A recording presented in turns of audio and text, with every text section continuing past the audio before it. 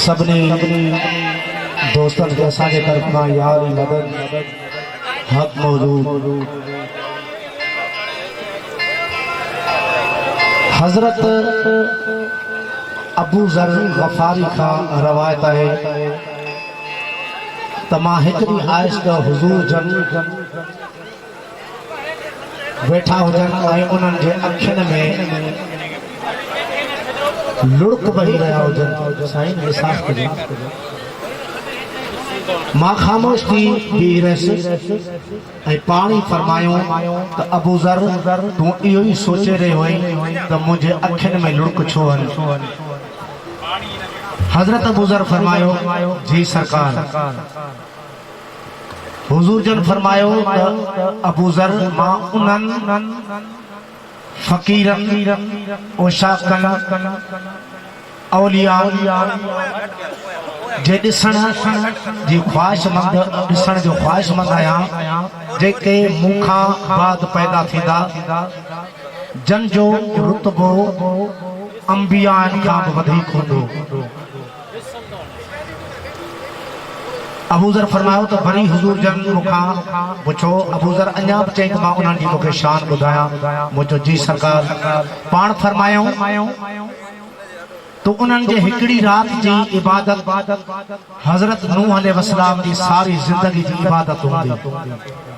अबू ज़र अञा चई मां उन्हनि जो शान तोखे ॿुधायां।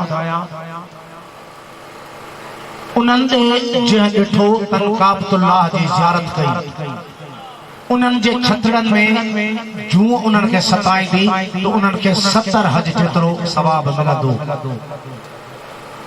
तो सरकार ही फकीर सूरतूं जेके मोहब्बत बंडे रहियूं आहिनि भिटाई फरमायो तो मोहब्बती बेड़े ॻोठ बद जे हिकिड़ो तनी जे बेड़े पाणे ईंदो बादशाह। त मां यकीन सां चवां थो ही उहे ई सूरतूं आहिनि जन जे बारे में हुजूर जन ये लफ्ज फरमाया। साईं गुलाम हैदर साईं तमाम सजी सिंध जा सैयद ॾिठा हूंदा अहल बैत जे नाम ता सदके सैयदन जे नाम ता सदके पर साईं गुलाम हैदर साईं बादशाह जन कॾहिं बि पंहिंजे पाण खे का उतां ही ज़ात या सैयद महसूस न करायो आहे।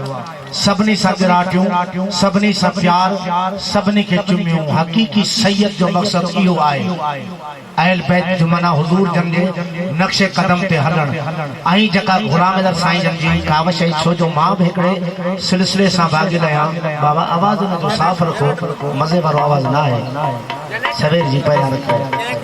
मां भी हिकिड़े सिलसिले सां भागिल आहियां जमायत जो अॻवान आहियां पर यकीन समझो साईं गुलाम हैदर साईं जी जेके मोहब्बतूं आहिनि जेको प्यार आहे ऐं वॾी ॻाल्हि आहे जेका साईं जन नौजवान जनरेशन खे जेको शऊर ॾिनो आहे फ़िकिर ॾिनो आहे ऐं उन्हनि खे बेड़े गॾु कयो आहे साईं खे असांजे तरफ़ खां सलाम हुजे।